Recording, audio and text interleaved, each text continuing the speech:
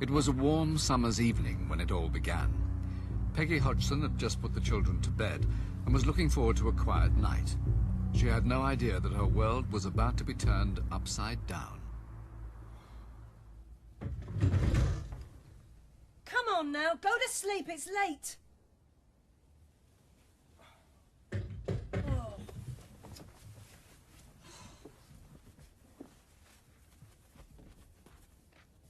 What's going on with all this noise? It weren't us, Mum. I heard you moving around. It's not us. Oh, now don't lie, I heard you. Now get to sleep, I've had enough of this.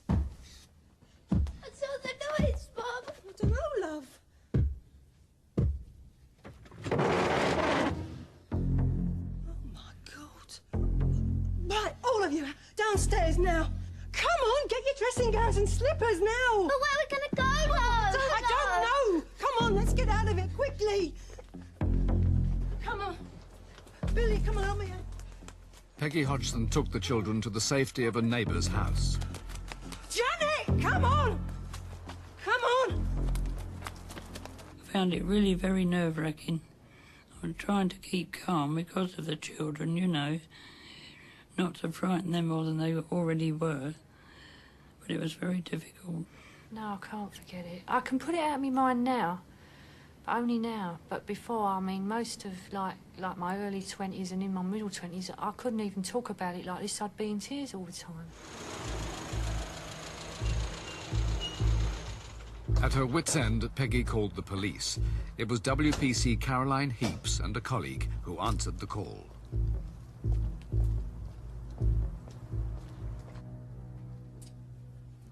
Well, we've done a complete search of the house, including the loft, and we can't seem to find where the knocking's coming from, but... Dear, I'm so sorry to put you to all this trouble, but I was really Don't worry. frightened. Yeah, it's no problem. Well, I see, I'm on my own. I mean, my husband left last year and I've got no one else to... My kids are here and I don't know what to do, you see. There's probably some very simple explanation for all this. It's an old house... In full view of the Hodgsons, their neighbours and two police officers, a chair slid across the floor. The Hodgsons had a sleepless night, and there was no let-up the following morning. Janet, did you throw that? No. Billy? Margaret, was it you? No. The fear that went through you, it could bring on anyone older an heart attack, I think. It was that frightening. Over the following nights, the activity continued unabated.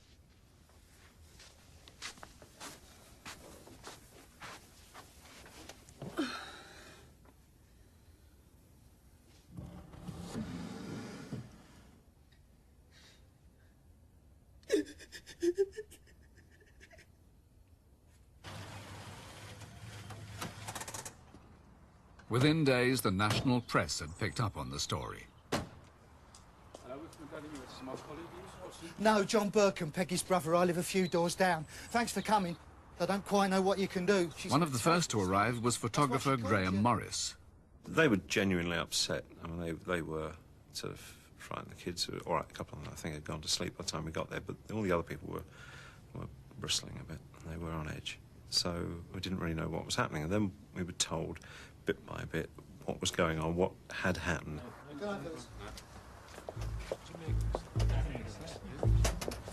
Hey, fellas, come back. You got to see this. Come on.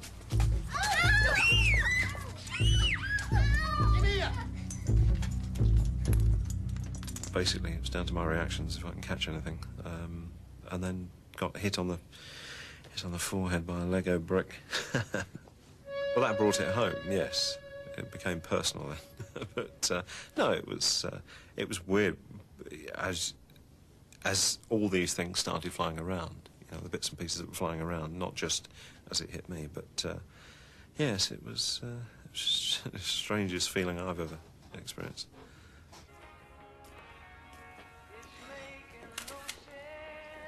Into the chaos now stepped Maurice Gross, the local investigator for the Society for Psychical Research. As soon as he arrived, he realised that he'd been handed an exceptional case. Maurice Gross. Society for Psychical Research. The atmosphere when I got there was absolutely chaotic.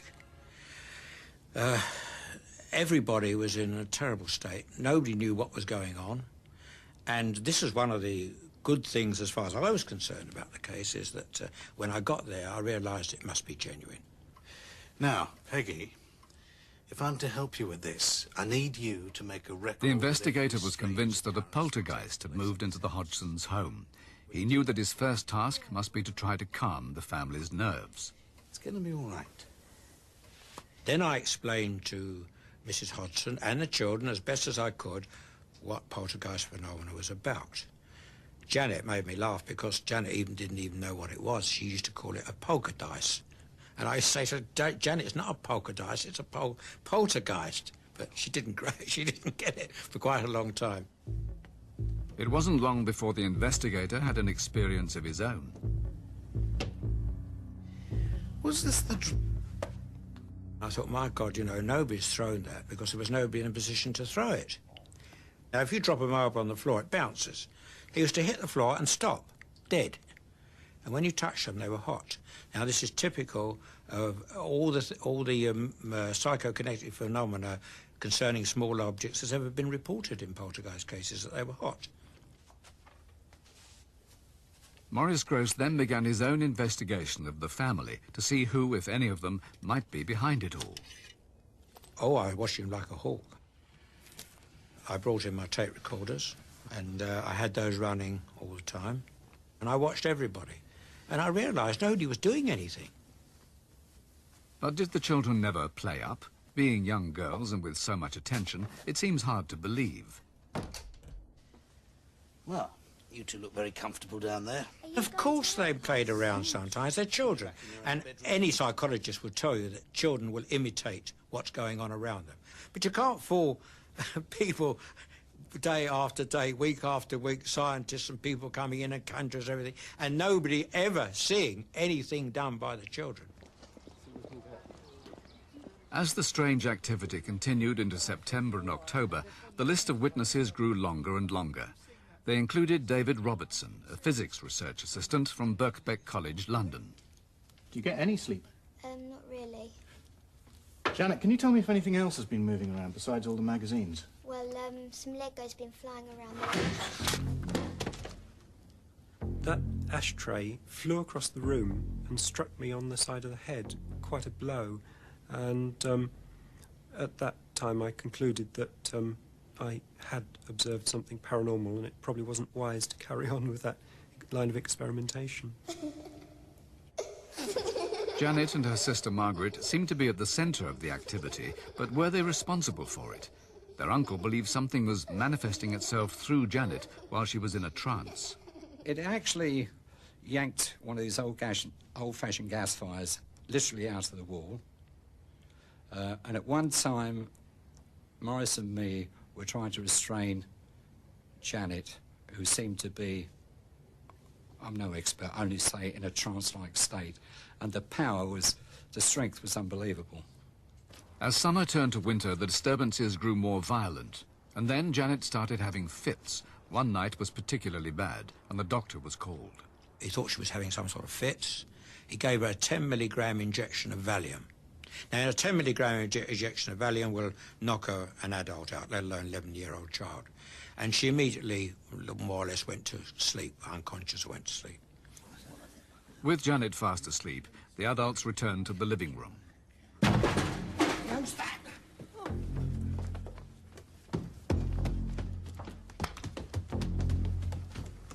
Graham Morris took this picture on entering the bedroom, with the startled John Burkham in the foreground. There she was, curled up on top of a very old-fashioned type radio set. She was like she was on it. But the amazing thing was, she was asleep. Over the next few weeks, Graham Morris was able to take a number of pictures even while he was out of the room by pressing a remote control button. The pictures show the children coming out of bed, but are they playing up for the cameras? The pictures were genuine. There's no doubt about that.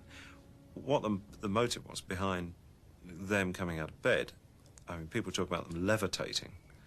I find that very hard to believe. It looks like we're jumping, but believe me, I know that there's something pulling us up, and we're in this position where we're so terrified, trying to hang on to something, that mayhem was let loose and we're just trying to hang on for dear life.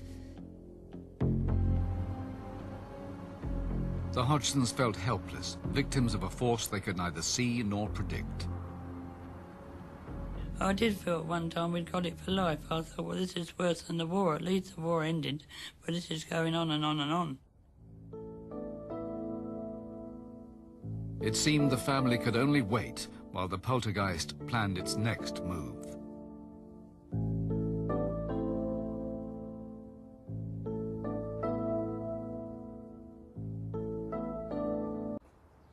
The Hodgson semi was turning into a war zone. Events were becoming more dramatic by the day.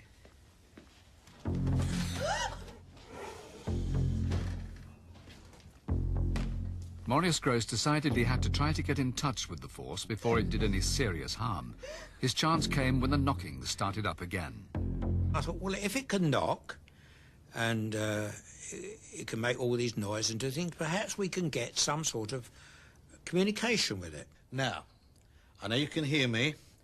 I want you to answer 1 knock for yes and 2 knocks for no.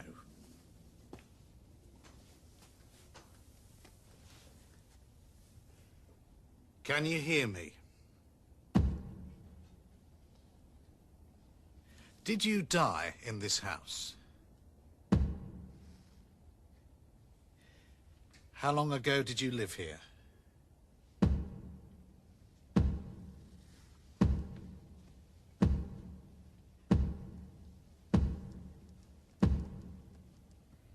Are you having a game with me?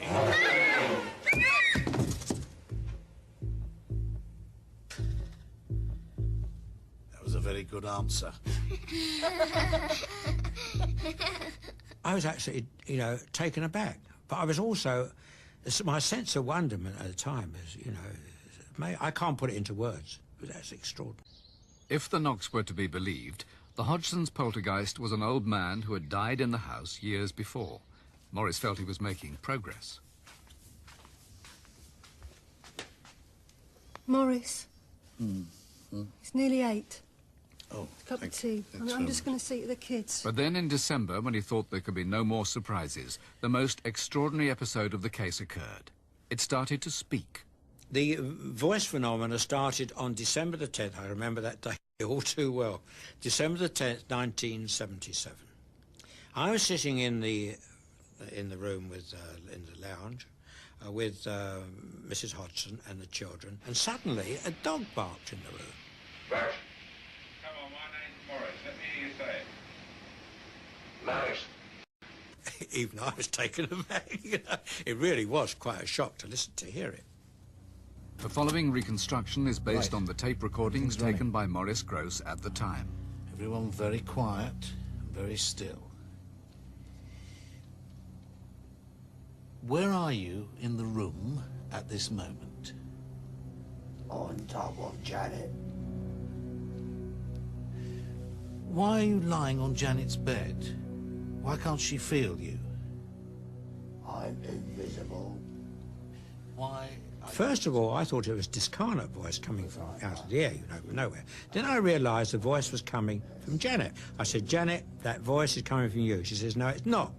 I said, all right, if it's not coming from you, where is it coming from? She said, it's coming from behind me. Now, I want you to take a sip of this, but don't swallow it, all right?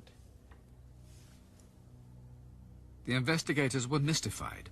Numerous tests were carried out on Janet to try to find the source of the sound.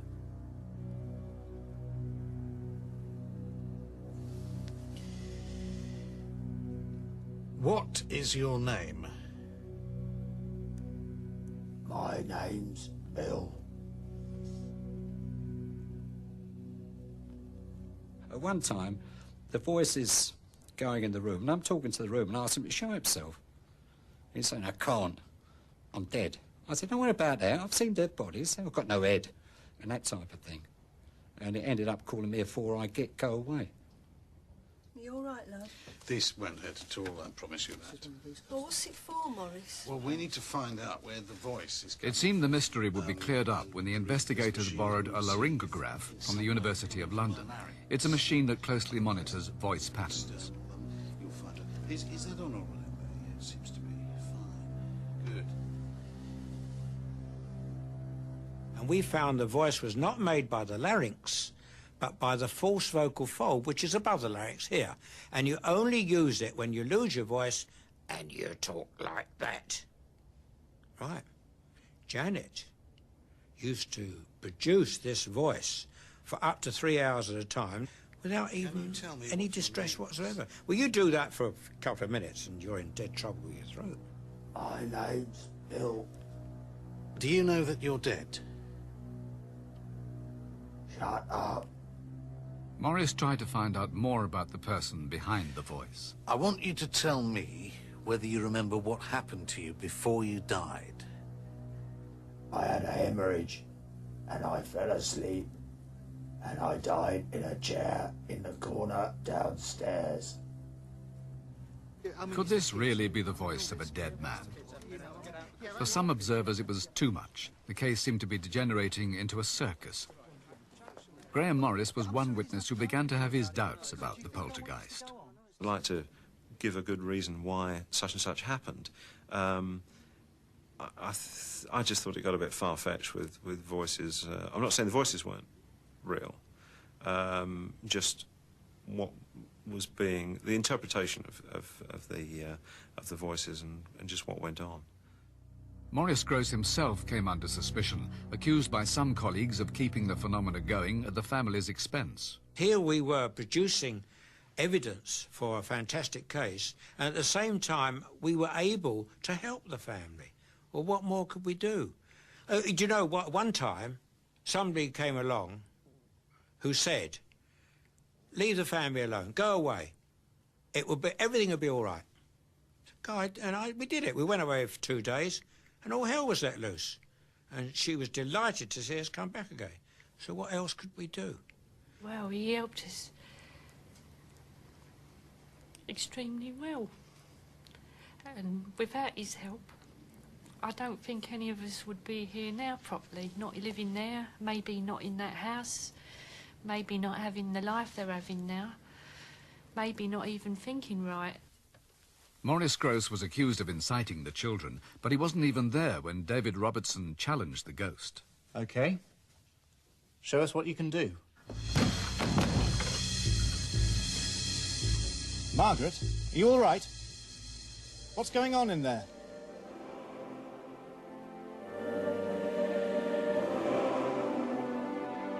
I saw Janet levitate in front of the windows, and somehow the thing would have her stretched out. You know, it was like she'd been laying on a bed.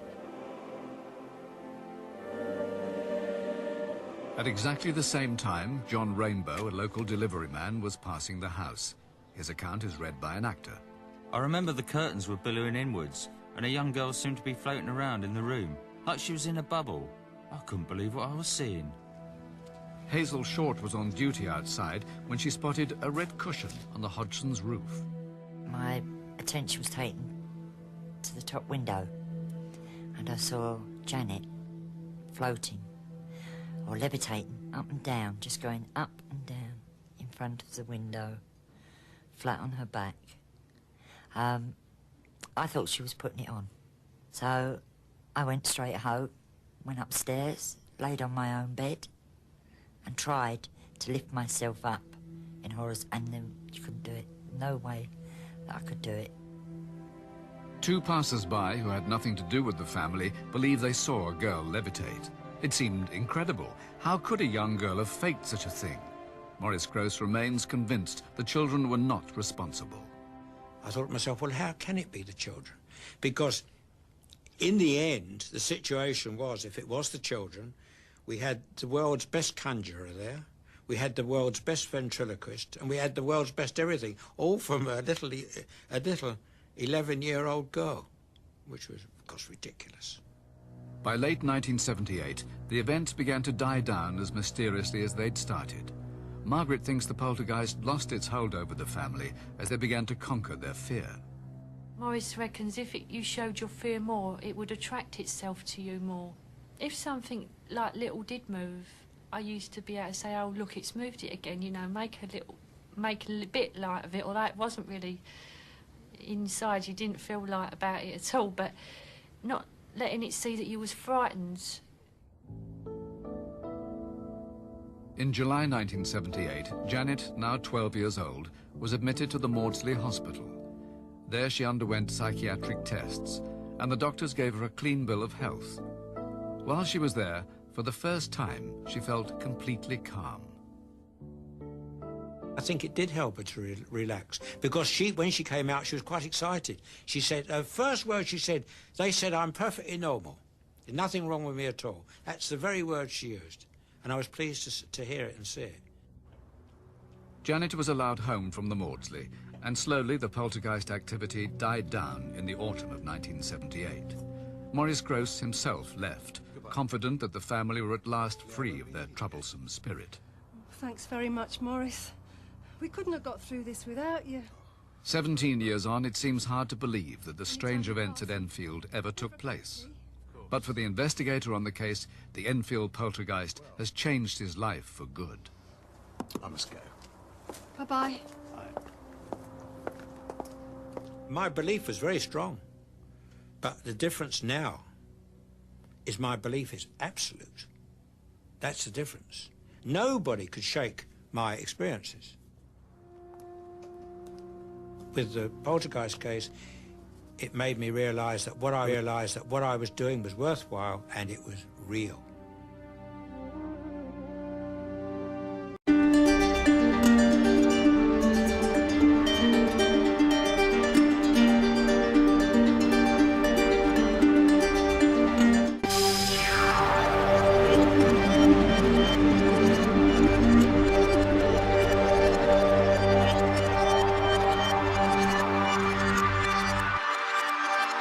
Don't forget to like and hit that subscribe button.